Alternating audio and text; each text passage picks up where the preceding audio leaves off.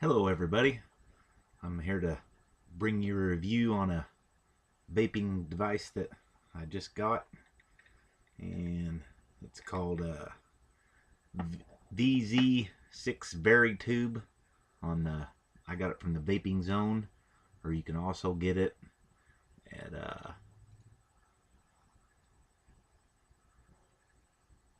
ivape.net, and they call it a VeriStack. Let's see, it comes in a few different colors. You can get it black, green, orange, red, or silver. And let's see, I got it from the Vaping Zone, and it comes, if you get it from ivape.net, it just comes with standalone, just like this. If you get it from the Vaping Zone, you can get it in a kit, and here's what comes in the kit. You get the device, you get the snazzy box included with the big vent. No big deal, but I do think it came from them that way because it was packaged in a bigger box and it had a bunch of foam wrap around it, and the bigger box wasn't damaged. So, but it's just a box, no big deal. It's got a little foam insert that it comes in, and you also get a charger, two IMR 18650 batteries. Let me make sure I got the right size. 18350, I'm sorry. And you get two of these cartomizers, and they're the clear XXL, and I tested them, and they one was 2.7 and one was 3.0. You get a charger with the two batteries. They're not AWs, but this is the same thing that came with my lava tube and most everybody else's lava tube, and I think most of us have used them, and I have had no issues with them. And the charger, I'm not real impressed with the charger. It doesn't have a cord. It's got a European plug on it, or overseas plug. They use them in Asia too. You got to put this adapter on there. The charger itself, I don't know. See, that's, well, now it's staying in pretty good. The batteries fit pretty loose in there. The spring could have a little more tension, I think. But it does work. So we can't say that it doesn't work, but it's just cheap, and you can tell it's cheap.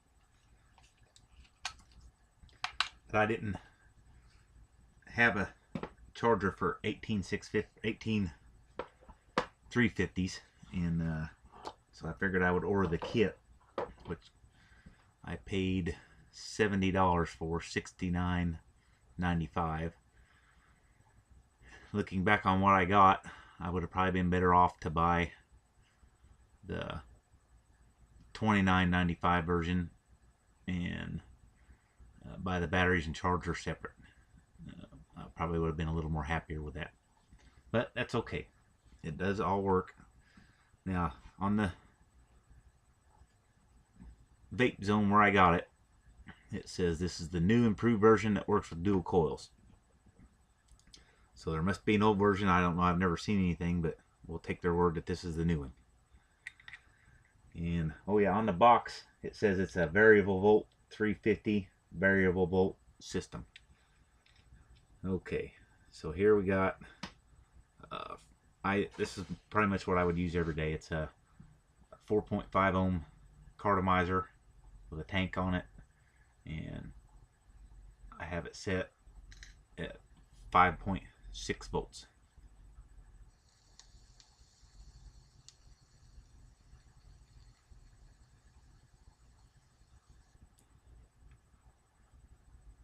And it vapes pretty well. I've been using it all evening, and it seems to be working very well.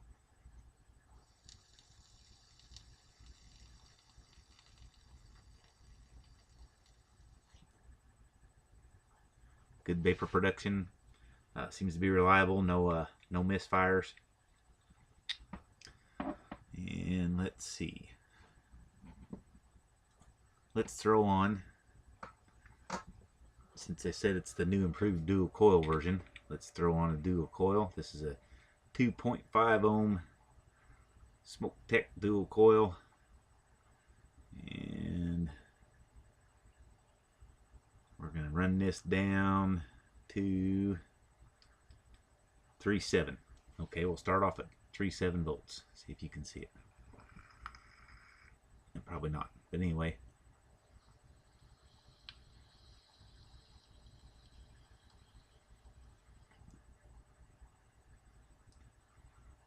Works good at 3.7 volts.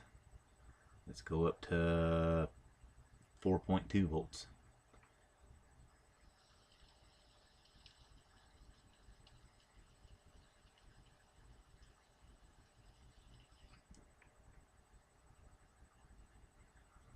Works well there too. Let's run it up. Let's go to 5 volts. We're got a 2.5 on 5 volts.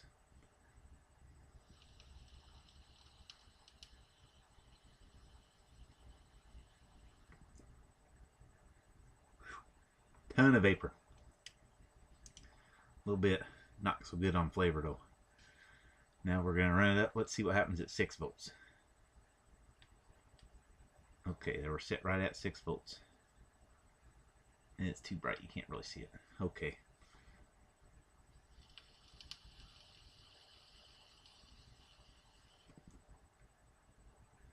Yuck. But it does work at 6 volts, and if you're a weirdo that likes the taste of cartomizer foam, then you'll be really happy with that. Let me tell you a little more about the mod itself. Okay, it says on the site that it would come with instructions, and I showed you everything I got in the box. There was no instructions, but there is instructions on the website, vapingzone.com, and it's real simple. It's 1, 2, 3, 4, 5. 5 clicks turns it on and off. It won't fire like that. It just gives you that little double dash. And if you want it to go back on, 1, 2, 3, 4, 5. Oh, hang on. 1, 2, 3, 4, 5.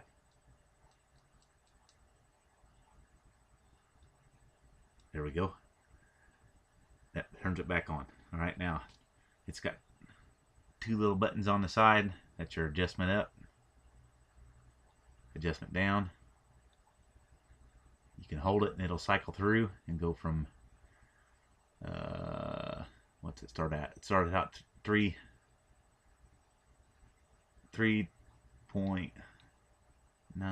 Oh, we're going up. Starts out at 3 volt 0. Then it goes all the way up to 6 and just loops around from there. That's it. No more extra, no menus, no nothing. So easy device to use. It's plastic. It's real light. You can kind of feel the batteries. You can hear that. Batteries shake a little bit if you really get on it. The cap, you got to be a little bit careful here. It just twists off. A little stiff. Let's see, it's got vent holes in it. One big vent hole on the bottom, or 2 vent holes on the bottom. It's got a spring. It's real thin.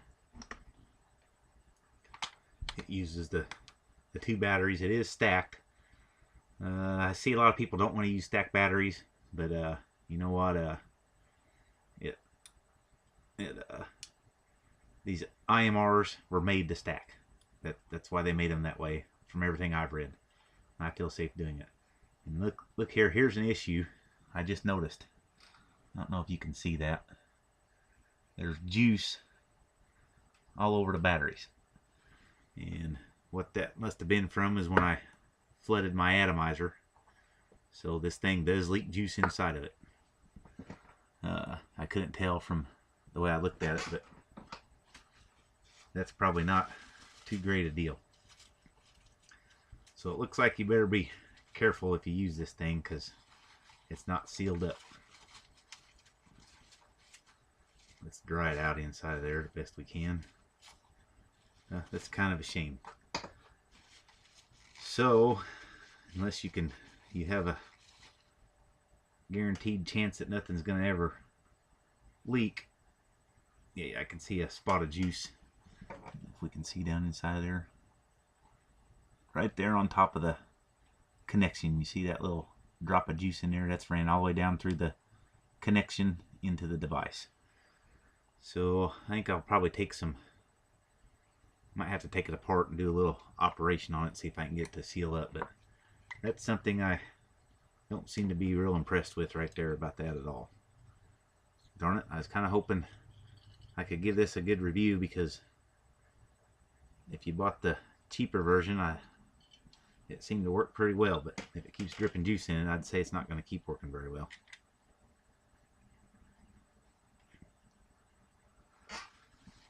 Okay, let's give it another toot.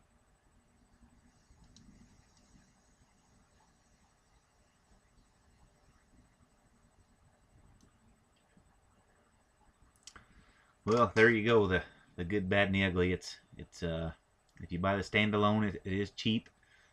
You're going to have to be real careful and not let juice drip inside of it. To be honest, I would say go with a lava tube.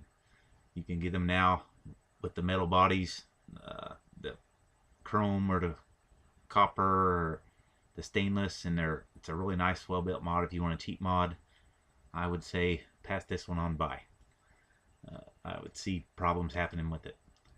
I'd like to say better, but I can't, and that's my review. My opinions are strictly mine. This review is based on my experience with this particular product, and that's all I have to say. And